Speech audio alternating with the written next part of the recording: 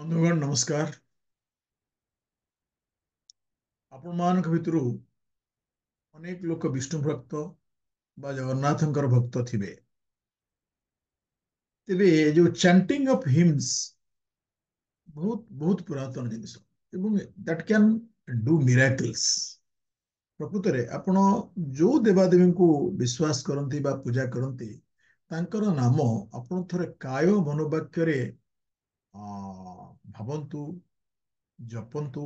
ନିଶ୍ଚିତ ଭାବରେ ଆପଣଙ୍କର ଦୁଃଖ ଲାଭ ହେବ। ଏରା ମୋର ବ୍ୟକ୍ତିଗତ ଅନୁଭୂତି। ଏବଂ ଆଜି ଆପଣଙ୍କ ପାଖରେ ଯୋଉ ଜିନିଷଟି ମୁଁ ପରିବେଷଣ କରିବାକୁ ଯାଉଛି ସେଇଟା ପଦ୍ମ ପୁରାଣରୁ ଉଦ୍ଧିତ। ଏଇ ପଦ୍ମ ପୁରାଣରେ ବିଷ୍ଣୁଙ୍କର ବା ଶ୍ରୀକୃଷ୍ଣଙ୍କର ଶତ ଅଷ୍ଟୋତ୍ତର ନାମ ଅଛି। ଏବଂ ଆଜି এই ଶତ ଅଷ୍ଟୋତ୍ତର ନାମ ଜପ କରିବାର ଏକ ସୁବିଧା ଆପଣ ମାନେ ଦେଇଥିବାରୁ ବହୁତ ବହୁତ ଧନ୍ୟବାଦ। ଆଜ୍ଞା, ଆପଣ ତ ହଉଛନ୍ତି ନର ରୂପୀ ନାରାୟଣ। ନାରାୟଣଙ୍କୁ ନମସ୍କାର, ଆପଣଙ୍କୁ ବି ନମସ୍କାର।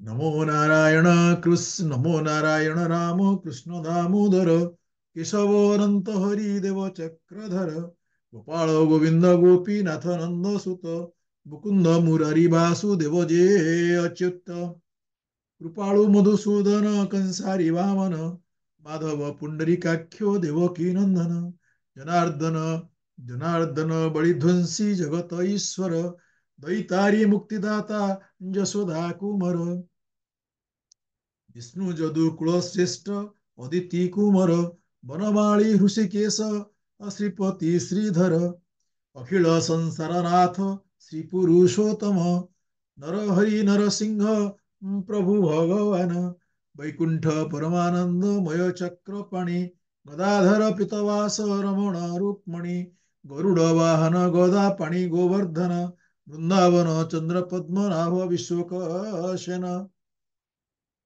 बकारी उपेन्द्र सनातन विश्वमूर्ति त्रिविक्रम पुत नारी देवलक्ष्मीपति श्रीनिधि श्रीकांत श्रीनिवास यज्ञेश्वर जमला भंजन दशरथ कुमार रघुनाथ रघुवीर श्री रघुनंदन कौसल्या आनंदन राम रावण मर्दन केशी हंता षंढासुर अघासुरी सकट भंजन अवश्यासुर प्राणहरि शौरी विष्टर श्रवा गरुड़ आसन क्षीर सिंधु साई प्रभु अनंत शयन सर्वक्ष हरण विश्वनाथ विश्ववास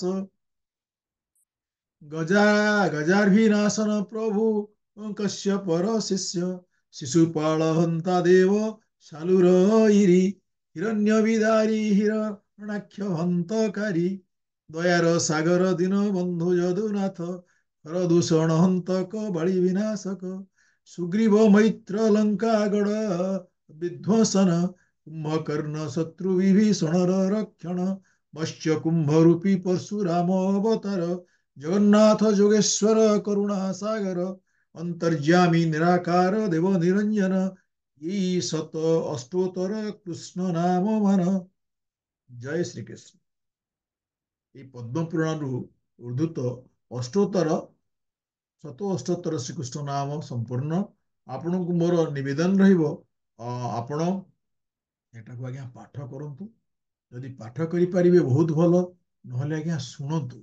ଆପଣ ଦିନକୁ ଥରେ ଦୁଇଥର ଶୁଣନ୍ତୁ ଏବଂ ଆର ରେଜଲ୍ଟ କଣ ହବ ଆପଣ କମେଣ୍ଟ ବକ୍ସରେ ଲିଖିବେ। ଆଉ ଆପଣ ଯଦି ଭଲ ଲାଗିଲା ଅନ୍ୟ କୌଣସି ଆପଣ ଗ୍ରୁପରେ ବି ଆପଣ ସେୟାର କରିପାରନ୍ତି। ବହୁତ ବହୁତ ଧନ୍ୟବାଦ। ନମସ୍କାର।